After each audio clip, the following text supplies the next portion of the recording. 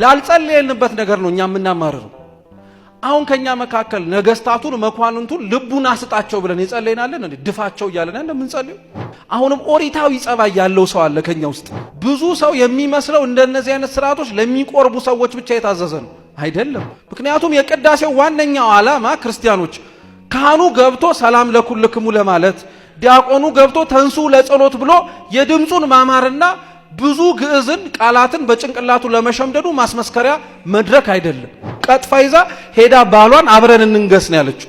ራሷ እኮ በልታ አይ ለጌታም ጌታ አለው ማለት ትችል ነበር እኮ። ሰይጣን መጀመሪያ ኃጢአት ለማሰራት ሲመጣ ወደ ጭንቅላታችሁ ይመጣል ብላችሁ አትጠብቁ፣ ወደ ስሜታችሁ ነው የሚመጣው። ሰው ከእግዚአብሔር ሲርቅ ነው ዓላማውንም እየሳተ ስለሚመጣ የህይወት ትርጉምና የመኖሩ ምክንያትም ጭምር አይታወቀው። ይሄ የሰው ልጅን አድነዋለሁ ያለው እግዚአብሔር ከላይ ሆኖ ከሰማያት ድነሃል ብሎ ማዳን ይችላል አይችልም? መጽሐፍ ቅዱስ ይሸከማል። አይታችሁ ታውቃላችሁ? መጽሐፉን አይገልጠውም፣ ይዞት ነው የሚዞረው። ይዞት ለምንድን ነው የሚዞረው? ገልጦት ለምን አይዞርም የምትሉ ከሆነ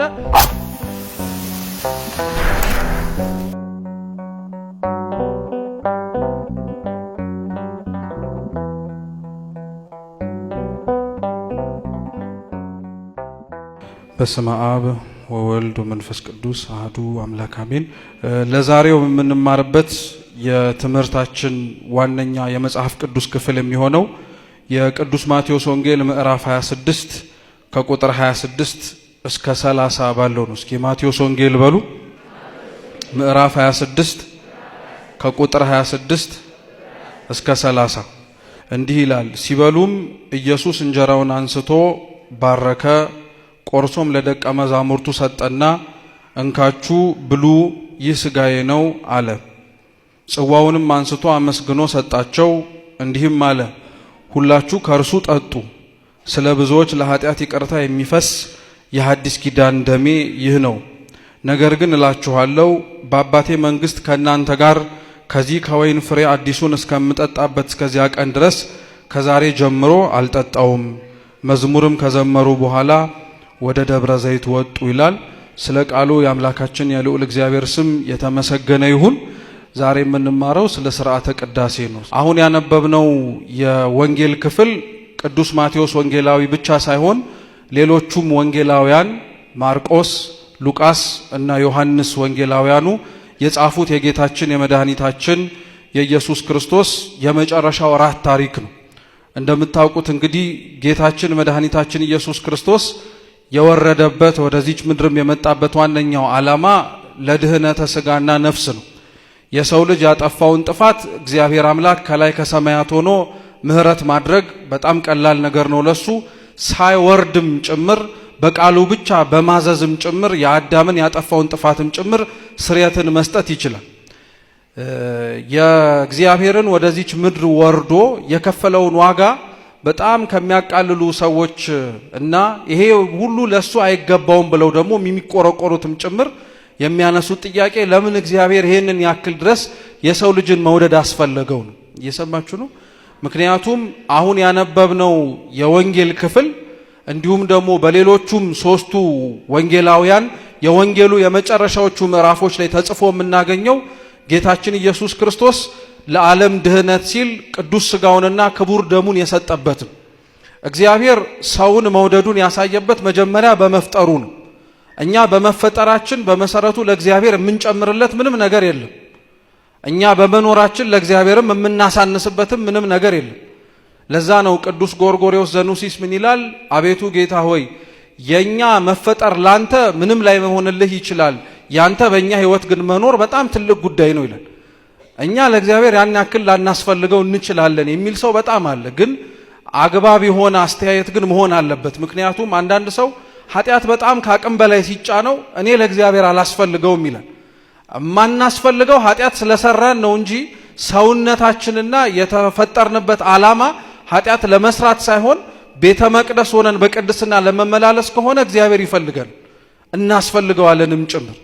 ግን በጥቅሉ ሰው ሊኮራ ደግሞ አያስፈልገውም። እግዚአብሔር አክብሮ ከሌሎቹ ፍጥረታት ለይቶ በማሰብም በመናገርም ለአክብሮተ ሰብ ደግሞ ሰውን ምን ያክል እንዳከበረው ለማሳየት ሲል ደግሞ ጭቃ ይዞ የታየው አምላክ እኛን ሲፈጥረን እና ይሄ ሰው ልጅ ያለውን አፈጣጠር እግዚአብሔር የሰጠውን ስልጣንና ግርማ ተመልክቶ እንዲኮራ አይፈልግም።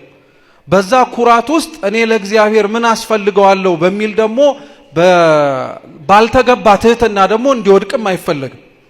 ስለዚህ የሰው ልጅ ሲፈጠር አስፈላጊነቱን እግዚአብሔር አምላክ አውቆ አዘጋጅቶታል። ሲፈጥረው ለምን ዓላማ እንደፈጠረውም ጠንቅቆ ያውቀዋል። ሰው ከእግዚአብሔር ሲርቅ ነው ዓላማውንም እየሳተ ስለሚመጣ የህይወት ትርጉምና የመኖሩ ምክንያትም ጭምር አይታወቀው። ለዛ ነው ብዙ ወጣቶች እየኖሩ እንዳልኖሩ የሚመስላቸው፣ እየተነፈሱ እንዳልተነፈሱ ያክል ታፍነው የኖሩ ያክል ስሜት የሚሰማቸው፣ የኖሩበት ህይወት የተፈጠሩበት ሳይሆን እነሱ ሊኖሩት የመረጡት ህይወት ስለሆነባቸው። ስለዚህ እግዚአብሔር መጀመሪያ የሰውን ልጅን መውደዱን ያሳየው ይሄ ሁሉ ችግር እንደሚያመጣ እያወቀ መፍጠሩን። እግዚአብሔር ያውቃል። አዳምንም ሔዋንንም ፈጥሮ ሲያዘጋጃቸው እንደሚበድሉ እኮ ያውቅ ነበር። ለሱ ይሄንን ማወቁ ማእመረ ኩሉ ሁሉን አዋቂ መሆኑን ነው የሚያጠይቀው። አዳምና ሔዋን ሲኖሩ እንደሚበድሉ፣ እንደሚያጠፉ፣ አታርጉ የተባሉትን እንደሚያረጉ፣ ይሄንን ሁሉ እንደሚከውኑ ያውቃል። ያውቃል። እያወቀ መፍጠሩ ነው ሊደንቃችሁ የሚያስፈልገው። እናንተ ልጆቻችሁ እንደሚያጠፉ እያወቃችሁ የሚያጠፉበት ቦታ ላይ አታስቀምጧቸውም፣ ታሻሻዋቸዋላችሁ እንጂ። እግዚአብሔር ግን እንደሚያጠፉ እያወቀ እንደሚያሳዝኑት እያወቀ ምንም ነገር እንዳይጎልባቸው ምክንያት አልባ እንዲሆኑ ማለትም የመጀመሪያዎቹ የሰው ልጅ በደል ተብሎ የሚጠቀሰው እንግዲህ ዕፀ በለሷን ቀጥፎ መብላት ነው። እቺ ዕፀ በለስ ራሷን ችላ መርገም ያለባት አይደለችም። ዕፀ በለስ ውስጧ መርዝ ያለባት ሆኖ አይደለም። ዕፀ በለስ ብቸኛ የተሸከመችው ነገር ቢኖር የእግዚአብሔርን ትእዛዝ ነው። የማንን ትእዛዝ? የእግዚአብሔርን ትእዛዝ ነው። ከቅጠሉ ችግር የለብንም በመሰረቱ። ዕፀ በለስ ሲባል ክርስቲያኖች ልንደነግጥ አያስፈልግም። ዕፀ በለስ በማክሰኞ እግዚአብሔር አምላክ ምድርን አብቀይ ብሎ ከፈጠራት ሌሎች እጽዋቶች መካከል አንዷ ናት። ልዩ የሚያደርጋት እግዚአብሔር ያቺን በለስ ያቺን ቅጠል ላይ ግን ሕግ ጨመረባት። ቢበሉ ትእዛዝ ተላልፈው ያቺን ቀጥፈው አፋቸው ውስጥ ቢከቱ ሞትን ይመጣባቸዋል አለ። ይሄንን ለበቆሎም ሊያረገው ይችል ነበር። ይሄንን ለዘንጋዳም ሊያረገው ይችል ነበር። መርጦ ግን ዕፀ በለስ ነው ያደረገው። ያቺ ዕፀ በለስ ደግሞ የምትገኘው እነሱ የሚኖሩበት ቦታ ነው። በደንብ አረጋችሁ ስሙ። ገነት ውስጥ ነው ያለችው። ገነት ውስጥ ዕፀ በለስን ቀጥፎ ለመብላት አዳምንና ሔዋንን ያሳሳታቸው ረሃብ አይደለም። ምክንያቱም የሰው ልጅ ከመውደቁ በፊት ረሃብ ለባህሪው የሚስማማ ወይንም ደግሞ ስስት አልነበረበትም። አሁን ያለን ረሃብ በመሰረቱ የስስት ረሃብ ነው። የምን ረሃብ አልኳችሁ? የስስት ረሃብ ማለት በልተን እንጠግባለን፣ ደግሞ መልሰን ምን እናረጋለን? እንራባለን። ስለዚህ ለምግብ እንሳሳለን ማለት ነው። አዳምና ሔዋን ግን ከመበደላቸው በፊት የስስት ረሃብ አልነበረባቸው። ቢኖርባቸው እንኳን እንደው መብላት ያስፈልገናል ቢሉ እንኳን መብላት እንዲችሉ ዕፀ በለስን የፈጠረ እግዚአብሔር ደግሞ ዕፀ መብል አድርጎ ደግሞ ሰጥቷቸው ነበር። መብላት እንዲችሉ የተፈቀዱ እጽዋትም ነበሩ። የሰው ልጅ ግን ጥፋቱ የነበረው አንደኛ ያልተፈቀደለትን ቀጥፎ መብላቱ ነው። አንድ ብላችሁ ያዙ። ሁለተኛው ግን የምስራቅ ኦርቶዶክስ ሊቃውንተ ቤተክርስቲያን ምን ይላሉ? የሰው ልጅ በተለይ የአዳምና ሔዋን የመጀመሪያ በደላቸው የነበረው ቀጥፎ መብላታቸው ሳይሆን እግዚአብሔርን አለማመናቸው ነው። ማንን አለማመናቸው? ለምን መሰላችሁ? እግዚአብሔር ያንን ቢበሉ እንደሚሞቱ ነግሯቸው ነበር። የነሱን ውድቀት የሚፈልገው ደግሞ ሰይጣን መጥቶ የነገራቸው እግዚአብሔር ቢበሉት ይሞታሉ ያላቸው እነሱ መጥቶ ደግሞ ብትበሉት ሕይወት ይሰጣቸዋል አላቸው። ከእግዚአብሔር በላይ ዕፀ በለሱን ቀጥፎ ሲበሉ ማንን ያመኑት? ሰይጣንን። እምነታቸው ከእግዚአብሔር ወደ ሰይጣን የተሸጋገረ ጊዜ ላይ ነው። ጆሮአቸው አምላክን ከመስማት አስቀድሞ ሰይጣንን ለመስማት የተከፈተ ጊዜ ላይ ዕፀ በለሱን ቀጥፈው ለመብላት በደንብ አድርገው መሽቀዳደም ጀመሩ። ስለዚህ የሰው ልጅ አስቡት እንግዲህ ይሄ ሁሉ ነገር እንደሚመጣበት እግዚአብሔር እያወቀ ፈጥሮታል።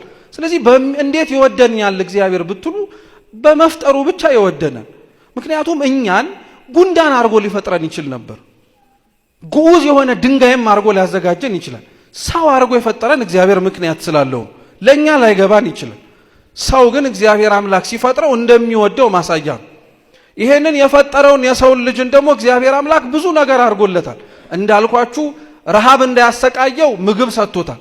ቦታ እንዳያጣ ገነትን አዘጋጅቶለታል። የሚያመልከው አምላክ ማን ነው ብሎ እንዳይጠይቅ እግዚአብሔርን ያመልካል። የሚያማልከኝ አብሮ እግዚአብሔርን ሳመልክ ብቻዬን እንዳልሆን እንዳይል ቅዱሳን መላእክት አብረውት ነው ያሉት። እየሰማችሁ ነው። መዝሙረ ዳዊት ላይ ልበ አምላክ ቅዱስ ዳዊት የተናገረውን ህቀ አህጸጽኮ መላእክቲከ የሚለውን ኃይለ ቃል ሊቃውንተ ቤተክርስቲያን ሲተረጉሙት ከመላእክት ጥቂት አሳነስከው የሚል እና አባቶቻችን እንዲህ ይላሉ ይሄ የተነገረው ለአዳም ነው ይላሉ። አዳም የመጀመሪያ ጊዜ ላይ ሲፈጠር የስምንተኛው የቅድስና ማዕረግ ላይ ሆኖ ነበር የተፈጠረው። ማለትም ንጻሬ መላእክት ማለት ነው። መላእክትን ማየት ይችል ነበር። መላእክትን በአይነ ስጋው መመልከት ይችል ነበር። እዛ ደረጃ ላይ አድርጎ ነበር የፈጠረው። መላእክትን ሲፈጥራቸው ደግሞ እነሱን የመጨረሻው የቅድስና ማዕረግ ላይ አድርጎ ነው የፈጠራቸው። ስለዚህ ምን ለማለት ተፈልጎ መሰላችሁ? ሰውን ሲፈጥረው እግዚአብሔር ከዜሮ ጀምር አላለው። ስምንተኛው ላይ ነው ያወጣው። ከሱ የጠበቀው ሁለት ደረጃ ብቻ እንዲወጣ ነው። መላእክትን ባየበት አይኑ ወደ ብርሃን ተመስጦ ውስጥ እንዲገባ፣ ከዛ ወዲያ ደግሞ እንደ እሳት እንዲሆን ከዊነ እሳት የሚባለው የመጨረሻው ቅድስት ሥላሴን ወደ ማየት ጥግ እንዲደርስ ሁለት ደረጃ ብቻ ነበር የሚጠበቅበት። ቅድስና ማቶም አልተፈጠረም ልላችሁ ነው። ለግሶት እግዚአብሔር በጸጋው ቸሮት ነው የፈጠረው።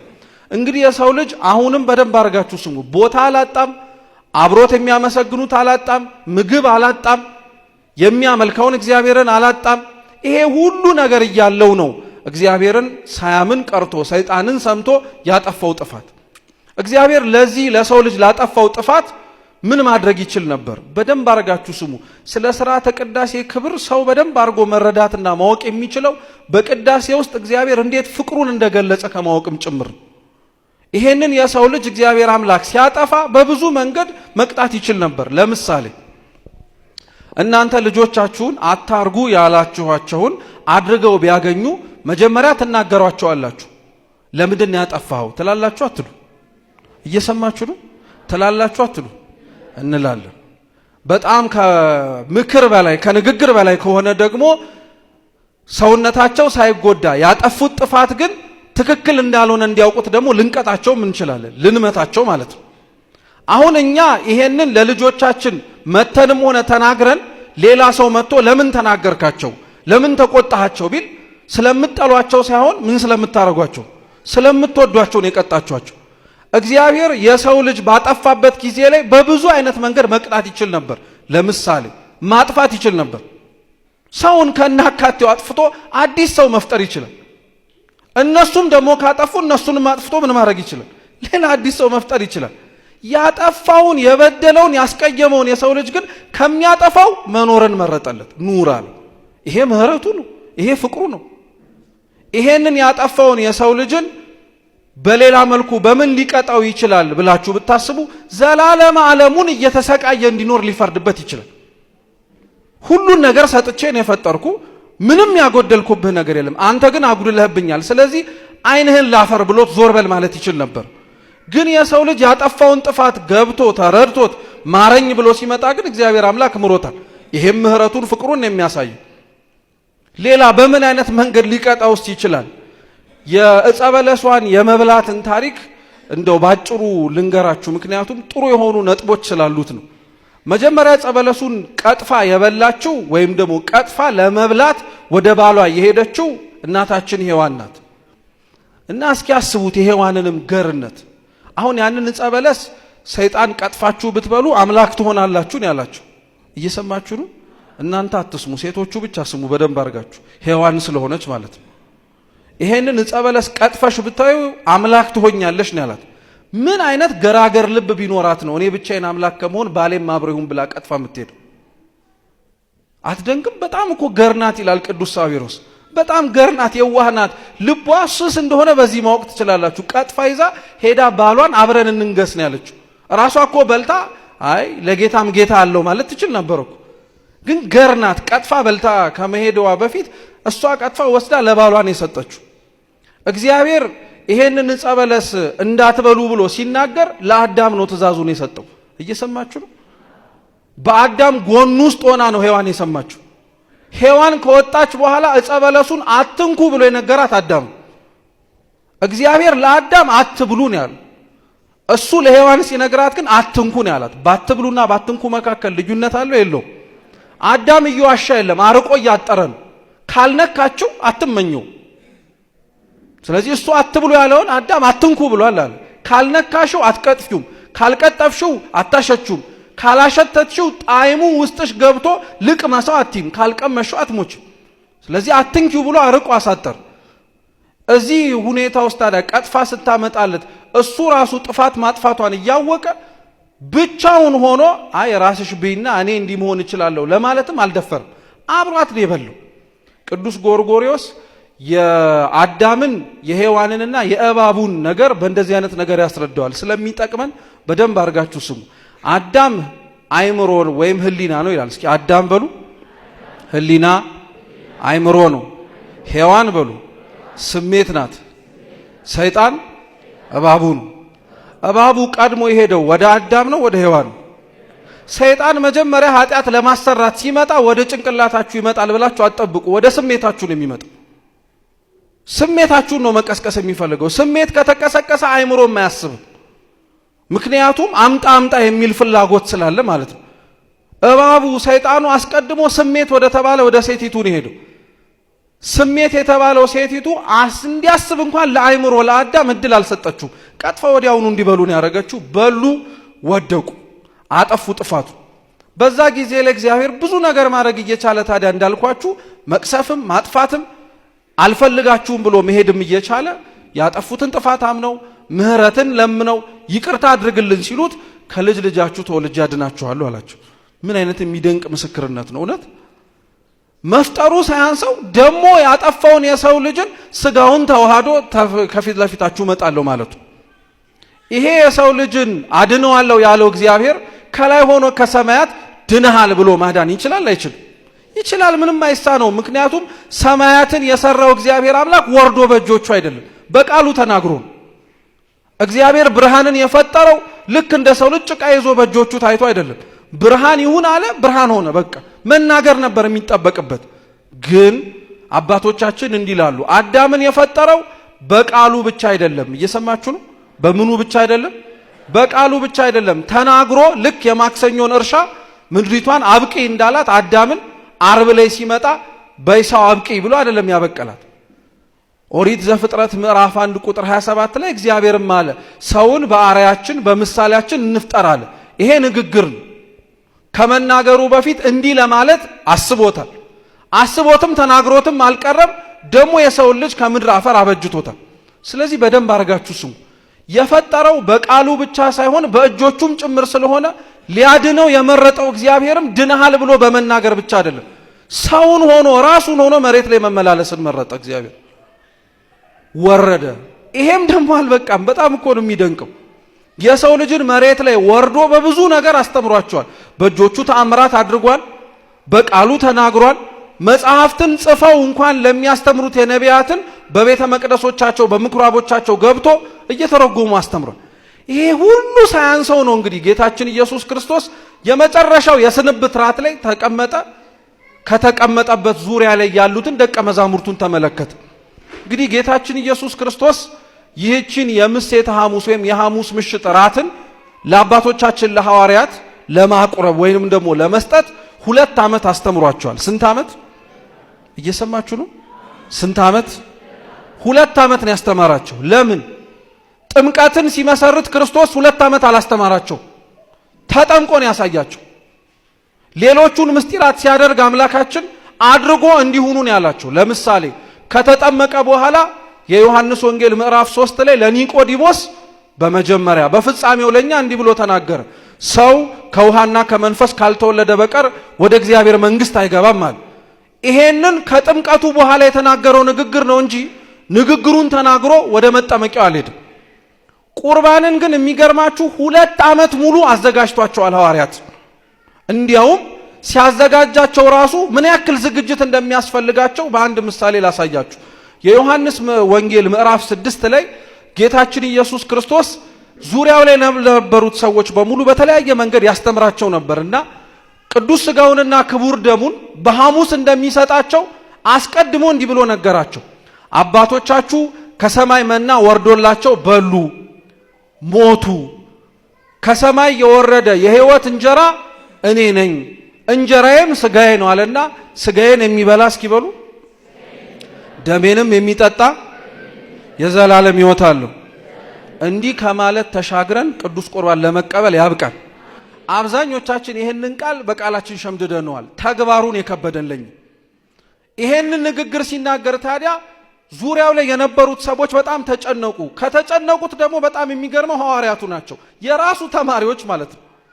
እንዴት የራሱን ስጋ እንድንበላ ያዘናል ብለው ተጨነቁ። እና ክርስቶስ ለዚህ ጭንቀታቸው፣ ለዚህ ጥርጣሬያቸው፣ ለዚህ ሐሳባቸው ራሱ ገስጿቸዋል። እንዴት የማታምኑ ትሆናላችሁ ብሎ። ስለዚህ አንድ ሰው ወደ ቅዱስ ቁርባን ወደ ሥርዓተ ቅዳሴ ሲገባ ትምህርት ያስፈልገዋል ሲባል እንዲሁ ዝም ብሎ ሰብስቦ ለማስተማር አይደለም። ክርስቶስ እንኳን እቺን ምስጢር ለመፈጸም ደቀ መዛሙርቱን 2 ዓመት ከነጥርጣሬያቸው እየታገሰ ድክመታቸውን እያረመ አብቅቷቸዋል። የ2 ዓመቱ መጨረሻ ማለትም 3ኛው ዓመት ላይ ግን ሲደርስ ጌታችን ኢየሱስ ክርስቶስ በሐሙስ ማታ አርብ ሊሰቀል ማለት ነው እራት አዘጋጁ አላቸው። ሲነበብ እንደሰማችሁት ሲበሉም ጌታችን ኢየሱስ ክርስቶስ እንዲህ አለ፣ እንጀራውን አንስቶ ቆረሰ። እስኪ ቆረሰ በሉ እንጂ እነዚህን ቃላቶች ባይመሯችሁ ያዙ። ቆረሰ እስኪ በሉ። ከዛ በኋላ ክርስቶስ እንዲህ አለ፣ ቆርሶ ይህ ስጋዬ ነው እንኩ ብሉ ብሎ ሰጣቸው እስኪ በሉ። ምን አረጋቸው? እንዳትረሱ ቃላቶቹን። መጀመሪያ ምንድን ነው ያልኳችሁ? ቆረሰ። ከዛስ ምን አረገ? ሰጠ። ቀጠለና ደግሞ እንዲያረገ ጽዋውንም አንስቶ አመሰገነ። እስኪ አመሰገነ በሉ። አመሰገነና ይህ ደግሞ ለኃጢአት ስርየት የሚፈሰው የሐዲስ ኪዳን ደሜ ነው አለና አጠጣቸው፣ ሰጣቸው። አሁን ይሄ ነው ክርስቲያኖች ቅዳሴ የሚባለው። ዛሬ ያነበብነው ይህ ወንጌል ውስጥ ጌታችን ኢየሱስ ክርስቶስ ሲበላ ወይም ሲበሉ ያደረገውን ክዋኔ ነው ቤተ ክርስቲያን ይህንን ቅዳሴ ብላ የምትጠራው። ትርጓሜያችን ምን ብሎ ነው የሚናገረው? ሲበሉ አንስቶ ሲያመሰግን ባርኮ ሲሰጣቸው፣ አንስቶ አመስግኖ ጠጡ ብሎ ሲሰጣቸው አቡነ ዘበሰማያት ደግሞ ነው አለ። ምንም ብሎ አሁን ለዛ ነው ሥርዓተ ቅዳሴያችን ላይ ከ14 ጊዜ በላይ በለሆሳስ በውስጣችን፣ በአብይ ዜማ በጩኸት በድምፅ እንዲሁም ደግሞ በንባብ አቡነ ዘበሰማያትን እንጸልየዋለን። በቅዳሴው ጊዜ ላይ አቡነ ዘበሰማያትን ደጋግመን የምንጸልየው ሌላ ጸሎት መጸለይ ከብዶን አይደለም። ይሄ ጸሎት የጌታ ጸሎት ስለሆነ ይሄ ጸሎት ደግሞ ቅዱስ ሥጋውና ክቡር ደሙን ክርስቶስ ለደቀ መዛሙርቱ ሲሰጣቸው የጸለየው ጸሎት ነው። ቅዳሴ ስርዓት ብቻ አይደለም፣ ጸሎትም ጭምር ነው። የመጀመሪያው የቅዳሴ ጸሎት ምንድነው ብትባሉ አቡነ ዘበሰማያት ነው። አሁን አቡነ ዘበሰማያት ለአብዛኞቻችን የ1 ደቂቃና የ30 ሰከንድ የፍጥነት ጸሎት ናት። አባታችን ነው ይበሉ ሲባል መጀመረን መች እንደጨረስን ሳናውቀው ፈጥነን እንጨርሰዋለን። ይህ ጸሎት ግን ክብሩን ተመልከቱት። ቅዱስ ሥጋውን ክቡር ደሙን ክርስቶስ ሲሰጣቸው እንዲህ ብሎ ነው የሰጣቸው። አንድ ከዚሁ ከመጽሐፍ ቅዱስ ክፍል ነው ቅዳሴ ለመማር የምንሞክረው ሰፊ ስለሆነ ርዕሱ። ሁለተኛ በዚህ ውስጥ ጌታችን ሲበሉ አንስቶ መባረኩ፣ መቁረሱ፣ መስጠቱና ማመስገኑ ደግሞ በቅዳሴ ውስጥ ያሉትን የቡራኬ ስነ ስርዓቶችን ያሳያል። ሥርዓተ ቅዳሴያችን እንግዲህ በቤተ ክርስቲያናችን ውስጥ በማህበር ጸሎት ውስጥ ከሚጠቃለሉ ጸሎቶች መካከል አንዱ ነው። ይሄ ጸሎት እንደ ስርዓትነቱ ምእመናን እንዲከተሏቸው የሚቀመጡ ቅድመ ሁኔታዎች አሉ። ለምሳሌ ብዙ ሰው ቅዳሴን የሚረዳው ስርዓት ብቻ ስለሆነ ነው። ዛሬ በጣም ትኩረት አድርገን ብንማረው እኔ የምመርጠው እናንተም ብታውቁት የሚበጃችሁ ቅዳሴ ስርዓት ብቻ አይደለም፣ ክርስቶስ ፍቅሩን የገለጠበትን መንገድ ስለሆነ በደንብ አድርጋችሁ ስሙ። እንደ ስርዓትነቱ ምእመናን በዚህ ቁሙ፣ ምእመናት በዚህ ቁሙ፣ ካህናት በዚህ ይግቡ፣ ካህናት በዚህ ይውጡ ይባላል። ስርዓቱን አክብረን እናስቀድስ የሚባለው እኛን በነፃነት ልንጸልየው የምንችለውን የጸሎትን መንገድ አስሮ ለማስቀመጥ አይደለም። ስርዓቱ አስፈላጊነቱ ግን እግዚአብሔርን ለማየት ነው። ምክንያቱም የቅዳሴው ዋነኛው ዓላማ ክርስቲያኖች ካህኑ ገብቶ ሰላም ለኩልክሙ ለማለት፣ ዲያቆኑ ገብቶ ተንሱ ለጸሎት ብሎ የድምፁን ማማርና ብዙ ግዕዝን ቃላትን በጭንቅላቱ ለመሸምደዱ ማስመስከሪያ መድረክ አይደለም። ጸሎቱ እንደ ጸሎትነት የሚያስፈልገው ተሳታፊው ሁሉ እግዚአብሔርን ማየት እንዲችል። እግዚአብሔርን ለማየት ደግሞ ቅድመ ሁኔታው ስርዓት ነው። እንዴት? በደንብ አድርጋችሁ ስሙ። ኦሪት ዘጸአት ምዕራፍ 19ና ምዕራፍ 20 ላይ አምላካችን ኢየሱስ ክርስቶስ ልዑል እግዚአብሔር ሕዝቡ ማየት እንፈልጋለን አንተን ብለው ለጠየቁት ጥያቄ ለሙሴ ሕግጋቱንና ትእዛዛቱን የሰጠበት ምዕራፍ ክፍል የምታገኙት በዛ ነው። ታሪኩን ለማሳጠር ሕዝቡ ወደ ሙሴ ቀረቡና የምናመልከውን አምላክ ማየት እንፈልጋለን አሉት። ሙሴ የነሱን ጥያቄ ይዞ ወደ ሲና ተራራ ወጣ። ወደ ሲና ተራራ ወጥቶ 40 ቀን 40 ሌሊት ጸለየ፣ ጾመ።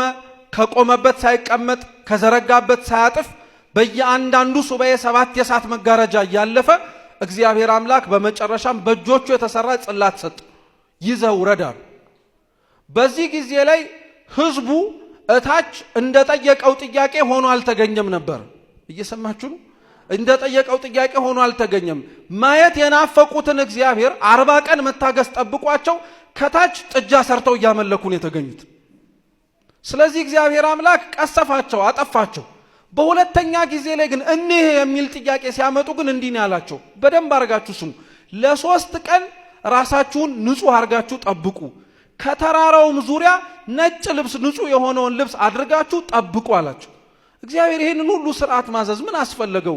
እንዲሁ ዝም ብሎ የጠየቁትን ጥያቄ ታይቷቸው መሰወር አይችልም? ይችላል።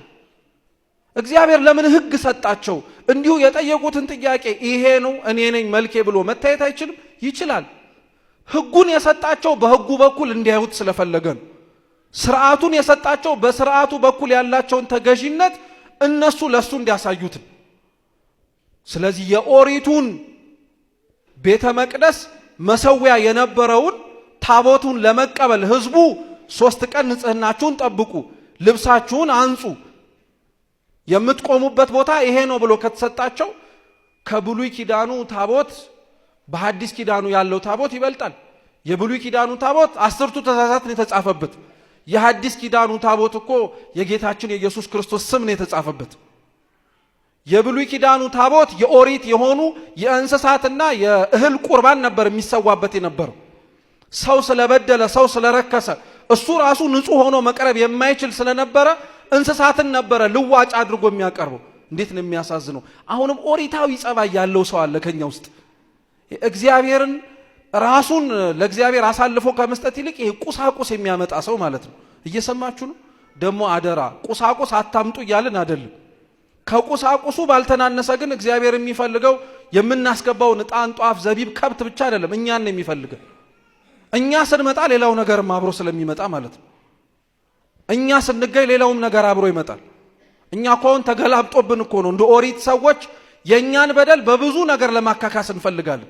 እግዚአብሔር በደላችንን ይቅር ሊለን የፈለገው በመናመጣው ዕቃዎች አይደለም። ልንሰጠው የምንችለው የራሳችንን ነፍስ እስከ መፈለግ ደረጃ ነው። ሊያውም የፈጠረውን ነፍስ። አሁን እኮ እንዴት የመመጻደቃችንን ልክ እውነት ራሳችሁ እስኪ ታዘቡት። የፈጠረውን ሰውነት እግዚአብሔር ሲለምን አያሳዝን? የሰራቸውን ሰዎችን ኑና አስቀድሱ ብሎ ሲማጸን በጣም እኮ ነው የሚያሳዝን። አንዳንድ ሰው ቅዳሴ ተሳተፍ ሲባል ጥሪው የግለሰቦች ጥሪ ይመስለዋል። ሰዎቹ ሞላ ሲሉ ደስ ስለሚላቸው ህዝቡ ተሰጥኦ ሲቀበል ዛሬ ሞቅ ያለ ነው እንደዛ ለማለት እኮ አይደለም። እግዚአብሔር እያንዳንዱ ሰው ቅዳሴ ተሳተፉ እያለ በካህናቱ በኩል የሚጣራው እኛን ሊያየን የሚፈልገው ቦታ ስላለ ነው። እኛን ቢያየን የሚመርጠው ቦታ ስላለ ነው። እየሰማችሁ ነው?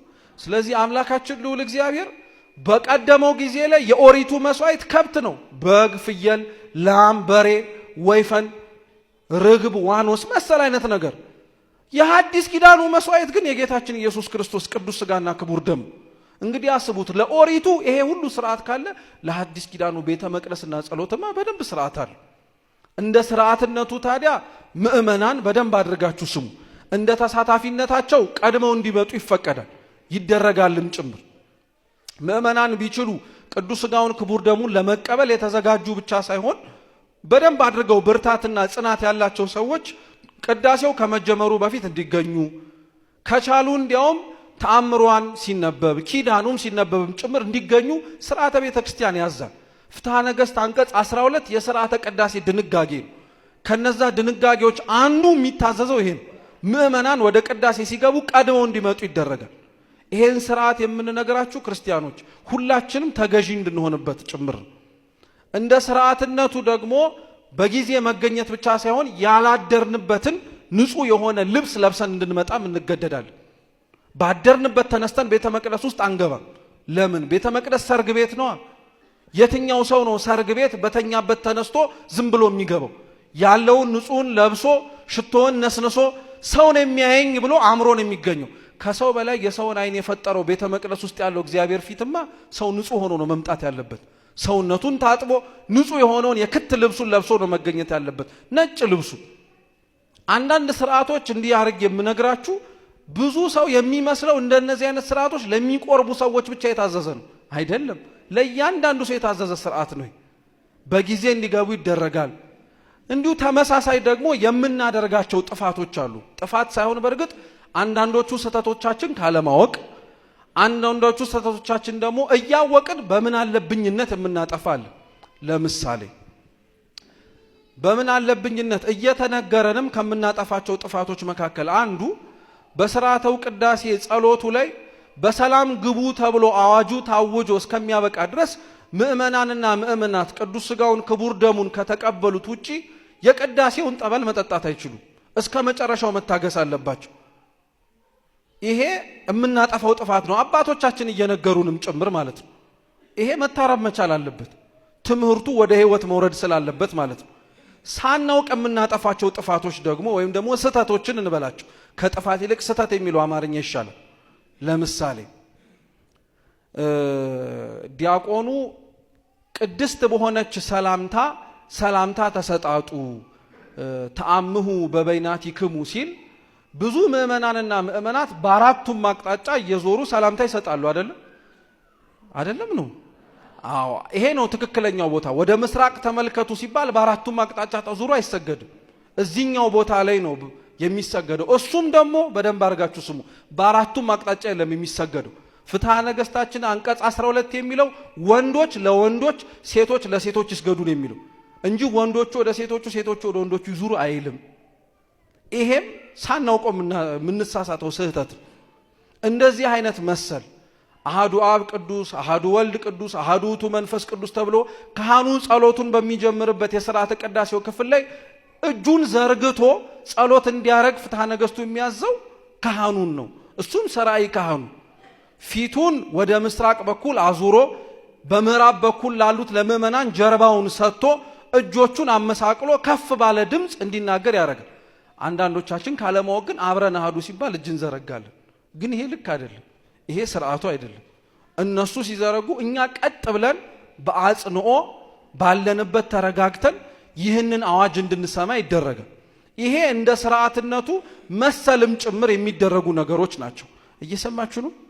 ስርዓተ ቅዳሴ ግን ስርዓት ብቻ አይደለም፣ ጸሎትም ጭምር ነው። እንደ ጸሎትነቱ ደግሞ በጣም ብዙ በቁየት ወይንም ደግሞ በረከትም ጭምር አለው። ለምሳሌ በእያንዳንዳችን የግል ጸሎቶች ውስጥ የማንጸልያቸው ጸሎቶች አሉ። ለምሳሌ መቼም ካሜራው ወደ እኔ ስለሆነ እናንተ አትታዩም፣ በደንብ አድርጋችሁ መመለስ ትችላላችሁ። እስኪ እዚህ ውስጥ ዓመቱን ከተፈጠራችሁበት ጊዜ ጀምሮ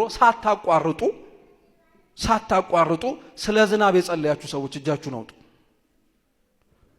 ስለ ዝናብ ዓመቱን ሙሉ በጣም ጥሩ ነው። ይሄ በረከት ነው። ጥሩ። ስለ ነገስታት የጸለያችሁ እቺ ትንሽ አሻሚ ናት አይደል? አሁን በተለይ በጣም እኮ ነው የሚገርመው። እሺ ስለ መኳንንቱ የጸለያችሁ፣ እሺ ጥሩ። ስለ ካህናቱ የጸለያችሁ፣ ስለ ጳጳሳቱ እና ምንድን ነው የምንጸልዩት? የጸሎቶቻችንን ጉድለት እንድናቀው ነው። ቤተ ክርስቲያን ግን ጸሎቷ ውስጥ አይታችኋት ከሆነ እማትጸልይለት አካል የለም። አንድ ስለምታደርግ ስጋውና ደሙ እግዚአብሔር በይቅርታው አንድ ያረገን ዘንድ ሰላምን እንማልዳለን ብላ ስለ ሰላም ትጸልያለች። ስለ ነጋዴዎች ትጸልያለች። ስለ መንገደኞች ትጸልያለች። ስለ ዝናብ ውሃ ትጸልያለች። ስለ ወንዙ በልኩ እንዲሞላ ትጸልያለች። ይሄ እሺ ምናልባት ላይገርመው ይችላል። አሁን በጣም ሊገርማችሁ የሚገባው ላልጸለየንበት ነገር ነው እኛ የምናማርረው። አሁን ከኛ መካከል ነገስታቱን መኳንንቱን ልቡን አስጣቸው ብለን የጸለይናለን እንዴ? ድፋቸው እያለን እንደምንጸልየው ቤተ ክርስቲያን አንድም ቀን ለበደላት፣ ላጠፋባት፣ ላቃጠላት፣ ጉዳት ላደረሰባት ሰው አንድም ቀን የርግማን ቃል ተናግረው አታውቅም። በእንተ ቅድሳት ጸሎቷ ላይ ስትጸልይ ልቡና እንዲሰጣቸው ነው የምትጸልየው። ይሄ ጸሎት እኛ ያልጸለይናቸውን ጸሎት የምናገኝበት ጸሎት ነው ቅዳሴ። ቢያንስ እንኳን አስታውሰን ስለነዚህ ነገሮች መጸለይ ቢከብደን እንዴት ሲጸለይ መገኘት ይከብደን? በቃ ቆሞ እኮ አሜን እግዚኦ ተሳሃለነ፣ አዎ አሜን እውነት ነው ይደረግልን፣ ጌታ ሆይ ይቅር በለን ማለት እኮ በጣም ከኛ የሚጠበቀው ትንሹ ነገር ነው። ቅዳሴው ያለውን ትልቅ በቁየት በረከት ነው። እኛም ማንጸልየው ያለው ጸሎት ነው ቅዳሴው። ሁለተኛ ቅዳሴው እንደ ጸሎትነት ሌሎች ጸሎቶች ላይ እግዚአብሔር በረድኤት ነው የሚገኘው። አሁን ለምሳሌ ለዚህ ጉባኤ ክቡር አባታችን ሊቃውንተ ቤተ ክርስቲያኑ ካህናቱ እኛም ተሰብስበን እግዚአብሔርን በጉባኤያችን ተገኝልን ብለን ስለምነው እግዚአብሔር እንደሚገኝ ታምናላችሁ አታምኑ? የምናምነው እምነት ግን እግዚአብሔር ተገኘ ብለን ስንናገር ግን የሚገኘው በአካል ሳይሆን በረድኤት ነው። በረድኤት ነው የሚገኘው። የቅዳሴው ጸሎት ላይ ግን እግዚአብሔርን ተገኝ ብለን ስንለምነው በረድኤት ሳይሆን በአካል ነው የሚገኘው። እንዴት አወቃችሁ የምትሉ ከሆነ በአካል የሚገኘውን ክርስቶስን ነው ስጋውን የምንበላው ደሙን የምንጠጣው።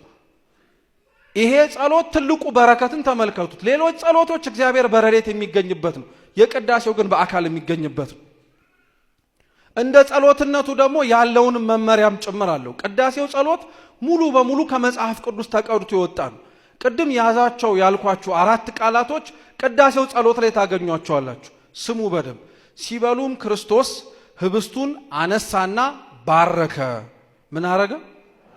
ቤተ መቅደስ ያለውን ነገር እንትወውና ግን የምትሰሙትን ልበለው። ቡሩክ እግዚአብሔር አብ ኀዜ ኩሉ ዓለም አምላክነ ወቡሩክ ወልዱ ኀድ እግዚእነ ኢየሱስ ክርስቶስ መድኃኒነ ሲባል ሰምታችሁ አታውቁ? ይሄ ቡራኬ እኮ ነው። ክርስቶስ ህብስቱን አንስቶ ምን አረገን ያላችሁት? ይሄው ካህናተ ቤተ ክርስቲያን እየባረኩ እኮ እሱ ያረገውን መልሰው እያደረጉት። ሲበሉ ህብስቱን አንስቶ ባረከ፣ ከዛ በኋላ ቆረሰ። ቆረሰ ማለት አሁን በሐዲስ ኪዳን ለሚፈጸመው ስርዓተ ቅዳሴ ስርዓተ ፈትቶ ማለት ነው። ህብስቱን ወይኑን ስጋ አምላክ ደመ አምላክ የሆነውን ለምእመናን መስጠት እንዲቻል አዘጋጀው ማለት ነው። በቃ ባጭር ቋንቋ ወይኑንም አነሳ አመሰገነ አይደል ያሉ? ረሳችሁት? ምን አረገን ያሉ? ልክ ቅዱስ ቁርባኑን ተቀብለን ከጨረስን በኋላ ዲያቆኑ ፊቱን አንደኛ በቅዳሴው ይለያያል፣ ወይ ወደኛ ወደ ምዕራብ ዞሮ ካልሆነም ደግሞ ፊቱን ወደ በስተ ምስራቅ ዞሮ ነአኩቶ ለእግዚአብሔር ቅድሳቶ ነሲአነ ሲል አልሰማችሁትም? ምን ማለት ነው? ስጋህን ደምህን ለሰጠህን ለአምላካችን ምስጋና እናቀርባለን ማለት ነው። ክርስቶስ ጽዋውን አንስቶ እንዳመሰገነው ዲያቆኑን ጽዋውን ይዞ ክርስቶስ ለሰጠን ደሙ ምስጋና ያቀርባል። ምን የጎደለ ነገር አለ ታዲያ? ባረከ፣ ቆረሰ፣ አመሰገነ፣ ሰጠን ያሉ ሊቃውንቱ ባረኩ፣ ካህናቱ አመሰገኑት፣ እግዚአብሔርን አዘጋጁት። መጨረሻ ላይ ብሉ ጠጡ ብለው ደግሞ ይዘውት ወርደው እንኩ ብለው ሰጡ። ቅዳሴው ላይ ያለው እያንዳንዱ ቅድመ ሁኔታ መጽሐፍ ቅዱስ ላይ ያለው ቅድመ ሁኔታ ነው። በደንብ አድርጋችሁ ስሙ። ሌላው በቅዳሴው ላይ ማወቅ የሚገባን ነገር ከጸሎትና ከስርዓትነቱ ውጪ ደግሞ የቅዳሴው ጸሎት ፍጹም የሆነ የክርስቶስ የማዳን ስራ ነው። እንግዲህ ቅዳሴው ጸሎት ጀምሮ እስከሚያበቃ ድረስ በሶስት ነው የሚከፈለው። እስኪ ግብአተ መንጦላይት በሉ ድገሙት እንጂ። ወይም የዝግጅት ቅዳሴ የሚባለው የመጀመሪያው ክፍል ነው። ካህኑ ወደ ቤተ መቅደስ በሩን ከፍቶ ከገባበት ቅዳሴ የሚቀድስባቸውን ንዋያተ ቅድሳት ጸሎት የሚያደርግበት፣ ልብሰ ተክህኖን የሚያስተካክልበት፣ መጽሐፍቱን አዘጋጅቶ ሰንዶ የሚቀምጥበት፣ ከዛም በኋላ ደግሞ ለቅዳሴው ተልኮ የሚያስፈልጉትን ንዋያቶች በሙሉ መሟላታቸውን አረጋግጦ ጸሎቱ የሚጀምርበት፣ እንዲሁም ደግሞ እስከ ትምህርት ክፍል ማለትም የቅዱስ ጳውሎስ መልእክት እስከሚነበብበት ያለው ግብአተ መንጦላይቶም የዝግጅት ቅዳሴ ይባላል። በዚህ የዝግጅት ቅዳሴ ውስጥ ካህናተ ቤተ ክርስቲያን ልብሰ ተክህኖ አድርገው በዛ ልብሰ ተክህኗቸው እንዲቀድሱ ይደረጋሉ። በደንብ አድርጋችሁ ስሙ። አሁን ካህናት ልብሰ ተክህኖን አንስተው ሲያደርጉት ከነሱ የተሻለ ካለ ያስባርኩታል። ካህናት ከሆኑ የደብሩ አስተዳዳሪ ካለ በደብሩ አስተዳዳሪ፣ ከሳቸው ደግሞ ከፍ የሚል ቆሞሳት፣ ጳጳሳት፣ ሊቃነ ጳጳሳት ካሉ እነሱ ባርከው ያደርጉታል። ከማረጋቸው በፊት ከቁርጭምጭሚታቸው እንዳያልፍ ይለኩታል፣ ያረጉታል። ጸሎቱ ጸሎት ብቻ አይደለም ብያቸዋለሁ። አሁን ልብሱን አድርጎ ለመዟዟር መለካት ምን አስፈለገው ብትሉ ልብሱ የመለኮት ምሳሌ ነው። የሚለብሰው ካህን የስጋ ምሳሌ ነው። ልብሱን ሲያደርገው ስጋና መለኮት ለመዋሃዳቸው ምሳሌ ነው። ልብሱ እንዳያጥርም ልብሱ እንዳይረዝምም የሚፈለገው መለኮትና ስጋ ፍጹም ተዋህዶን ያላቸው እንጂ አንዱ በልጦ አንዱ አንሶ እንዳልሆነ ለማጠየቅ። እየሰማችሁ ነው? ጥሩ። ልብሳቸው ላይ ስትመለከቱት ደግሞ ካህናቱ በተለየ መልኩ ካባ ላንቃ ይጨምሩበታል ወይንም ደግሞ ከፊት ለፊታቸው ረጅም የሚያደርጉት ነገር አለ አይደል አይታችሁ ታጣቁም ካባ ላንቃ ነው የሚባለው ያ ልብስ የወንጌል ምሳሌ በአንገታቸው ጠልቆ እስከ እግራቸው ጥፍር ድረስ ነው የሚደርሰው ወንጌልም ከላይ ከእግራቸው ላይ እስከ እግር ጥፍር ድረስ እንደደረሰው ሁሉ በሁሉም አጽናፈ ዓለም እንደተሰበከ ማስተማሪያ ነው ልብሱ ማጌጫ ብቻ አይደለም ዲያቆናቱ በተለየ መልኩ ደግሞ በትከሻቸው ሁለት በፊት ለፊታቸው ሁለት ከጀርባቸው አንድ ደግሞ የሚወርድ ዘርፋል ይሄ የአምስቱ አዕማደ ምስጢራት ከፊት ያሉት ሁለቱ የምስጢረ ሥላሴና የምስጢረ ሥጋዌ ምሳሌ ናቸው በስተቀኝና በስተግራ ያሉት የምስጢረ ቁርባንና የምስጢረ ንስሐ ምሳሌ ናቸው ወይም ጥምቀት ከጀርባ ያለው ደግሞ ገና ያልደረስንበት ያላየነው ደግሞ ምስጢረ ትንሣኤ ሙታን ነውና ከጀርባ ያለው ዘርፍ የትንሣኤ ሙታን ምሳሌ ነው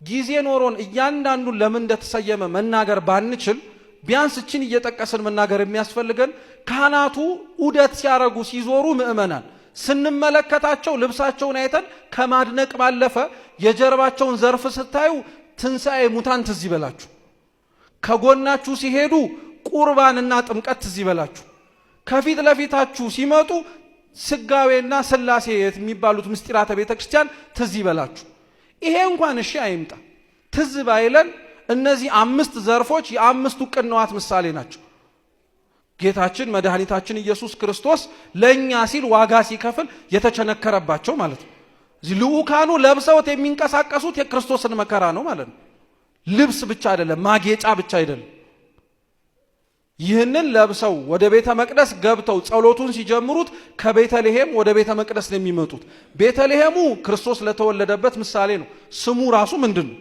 ቤተልሔም ቤተ መቅደሱ የቀራንዮ ምሳሌ ነው ለዛ ነው ልኡካኑ ወርደው ወደ ቤተልሔሙ ህብስቱንና ወይኑን መስዋዕቱን ይዘው ተመልሰው ወደ ቀራንዮ የሚመጡት ለምን ጌታችን ኢየሱስ ክርስቶስ አሁን ያነበብኩላችሁ ክፍለ ምንባብ ላይ በምሴተ ሐሙስ ሥጋውን ደሙን ከሰጣቸው በኋላ ቀጣይ ቀን ዓርብ ምን እየተደረገ ነበር ይሄው ምልክት እኮ ሰጣዋችሁ ምን እየተደረገ ነበር እየተሰቀለ ነበር የተሰቀለው ቀራንዮ አይደለም ህብስቱን ወይኑን ይዘው ከቤተልሔም ቤተ መቅደስ የሚመጡት ፍጹም ጌታችን ኢየሱስ ክርስቶስ እንደሚወደን እስከምን ደረጃ ድረስ ለኛ ያለውን ፍቅር ያሳየን ሥጋውን ደሙን እስከመስጠት እኛ ለምንወደው 1000 ዓመት እንሞትልሃለን ብለን እንድሞት ይሆን ለአፋችን እንሞታለን ልንል እንችላለን ማረግ ያለብንን ልናረግም እንችላለን ግን በጣም ሲበዛብን እኮ አይኔም እኮ ሰው ነኝ ማለት መኖር ያምረኛል እንላለን ክርስቶስ መኖር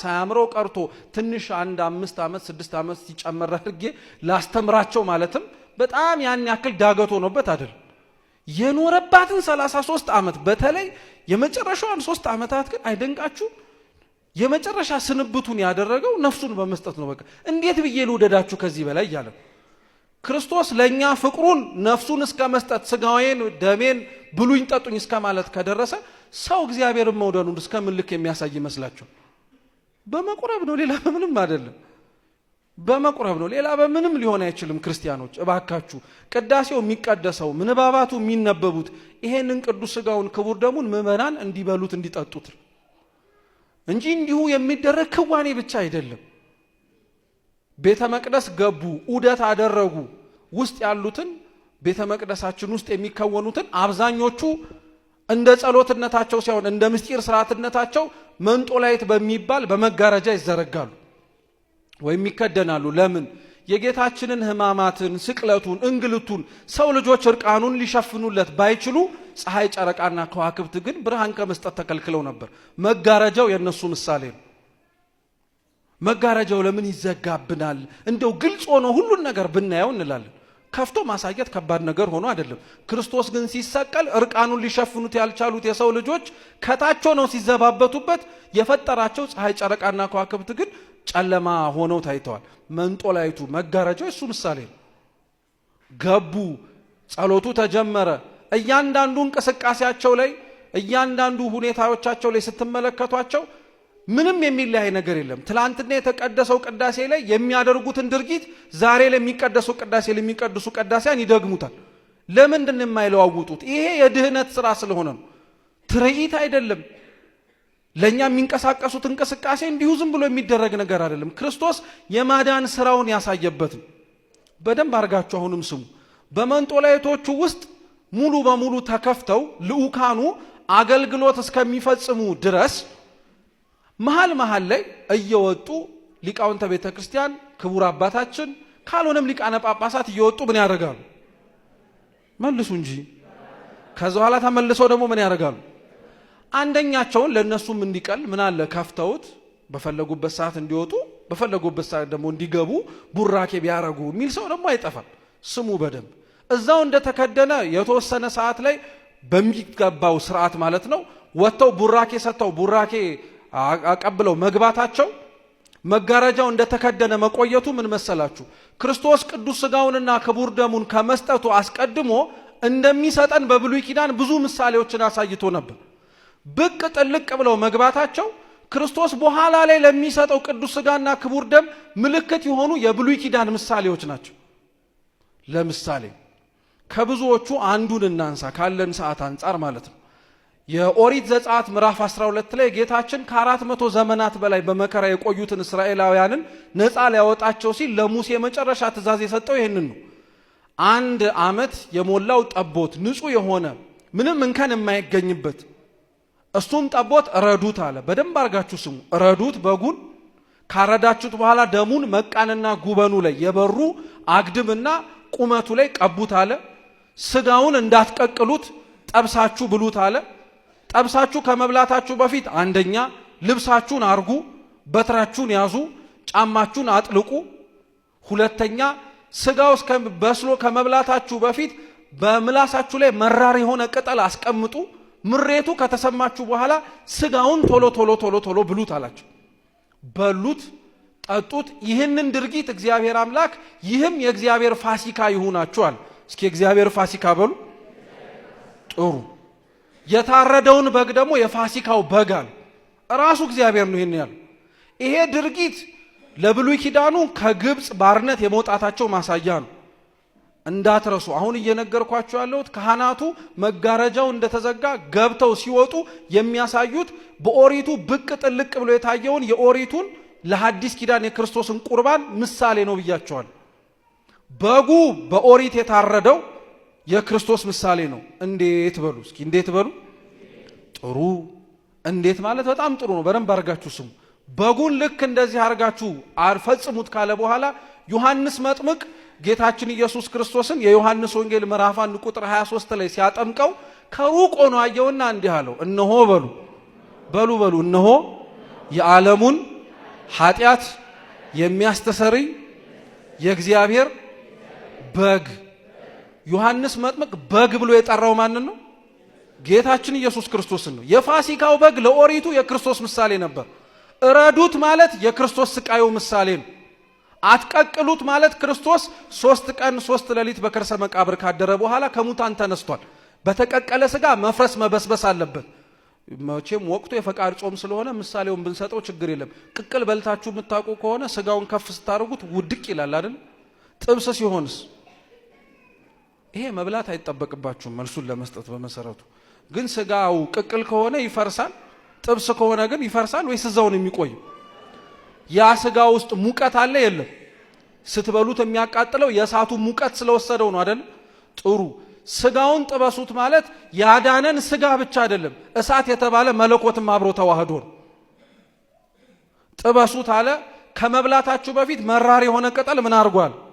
መራር የሆነ ቅጠል ማለት ክርስቶስ ከሐሙስ ማታ አንስቶ ከተያዘበት እስከ አርብ ስጋውንና ደሙን እስከሰጠበት እስከ ለቅለቱ ድረስ 18 ሰዓት ነው። ስንት ሰዓት ነው?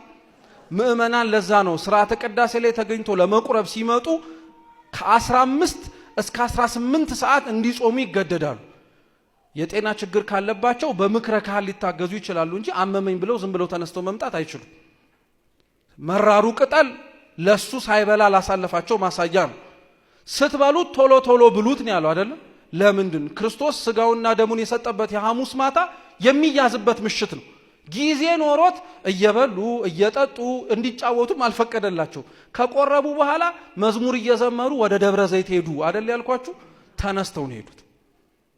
እነዚህ በሙሉ ድርጊቶች ናቸው አሁን ተጨምቀው ቅዳሴ ሆነው የሚነመጡት። ስለዚህ ክርስቲያኖች ስርዓቱ እንደ ስርዓት ይሄ ነው፣ ጸሎቱ እንደ ጸሎት ይሄ ነው።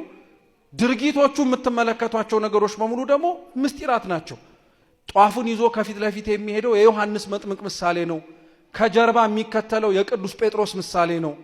ከዛ በተጨማሪም ደግሞ ወንጌላቱ የሚነበቡበት መጽሐፍቱ የሚነበቡበት አድራሻ በአራቱም ማዕዘን ነው። በአራቱም ማዕዘን ወንጌል እንደተሰበከ ማሳያ ነው። እቺን አንድ ነገር ብቻ ነግሬያችሁ ትምህርታችንን እንጨርስ። ወንጌል ሲነበብ አይታችሁ ከሆነ እንዲሁም ደግሞ ከሥርዓተ ዑደታት መካከል ዲያቆናቱን ነገ ስታስቀድሱ ልብ ብላችሁ ተመልከቱ። የመጀመሪያውን ሥርዓተ ዑደት መጾር መስቀሉን የሚይዘው ሰራይ ዲያቆን ይባላል። ይዞት ሲሄድ ከትከሻው ላይ መጽሐፍ ቅዱስ ይሸከማል። አይታችሁ ታውቃላችሁ? መጽሐፉን አይገልጠውም፣ ይዞት ነው የሚዞረው። ይዞት ለምንድን ነው የሚዞረው? ገልጦት ለምን አይዞርም የምትሉ ከሆነ መጽሐፉ አምላክ ሰው ከመሆኑ በፊት ብዙ እንደማናውቀውና ስጋን ተዋህዶ በምድር ላይ ተመላልሶ እስካየነው ድረስ ምስጢር እንደሆነ ማሳያ ነው፣ ዝም ብሎ መያዙ ማለት ነው። ልክ ያንኑ መጽሐፍ ደግሞ ወንጌል ቅዱስ ከተባለ በኋላ ተገልጦ ምን ይደረጋል? አስቀድሞ በነቢያቱ ሲታይ የነበረው በነቢያቱ እወርዳለሁ እመጣለሁ ሲል የነበረው አምላካችን መጨረሻ ላይ ወረደ ለማለት ያንኑ መጽሐፍ ገልጠን እናነበዋለን። ያነበብነውን ገልጠን መጽሐፍ ደግሞ ፍጻሜው ላይ ደግሞ የክርስቶስ ቅዱስ ሥጋው ክቡር ደሙ ብለን ደግሞ ያንኑ ቃል እንበለዋለን፣ እንጠጣዋለን። ለዛ ነው ሊቃውንት ምን ይላሉ መሰላችሁ? የእግዚአብሔር ቃል መጽሐፍ ቅዱስ ብቻ አይደለም ኢየሱስ ክርስቶስም ጭምር ነው ይላሉ።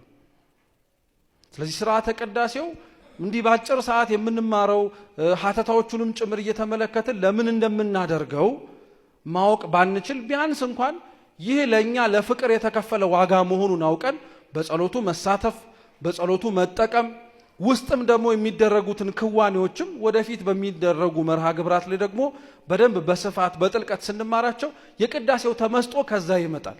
ግዕዙ ባይገባን ዑደቱ ከገባን የተመስጦ ምክንያት ይሆናል። በዑደቱ ጀምረን ከዛ በኋላ ደግሞ ፍጻሜውን አሳምረን ሙሉ በሙሉ ደግሞ ራሳችንንም ወደ ቅዱስ ቁርባን ምስጢር ለማድረግ ለማብቃት አምላካችን ቅዱስ እግዚአብሔር ይፍቀድልን፣ ይርዳን። አምላካችን ልዑል እግዚአብሔር የሰማነውን ትምህርት በልቡናችን ሰሌዳ ላይ አሳድሮልን ጽፎልን በፍጻሜው የምናስቀድስ ብቻ ሳይሆን ደግሞ ቅዱስ ሥጋውን ክቡር ደሙን ተቀብለን የመንግስቱ ወራሾች የክብሩ ቀዳሾች እንድንሆን ይርዳን። በጎደለው በነጠበው በክቡር አባታችን በሊቃውንት እንዲሁም በመምህራን የሚታረም የሚስተካከል ይሁን። ወስብሐት ለእግዚአብሔር።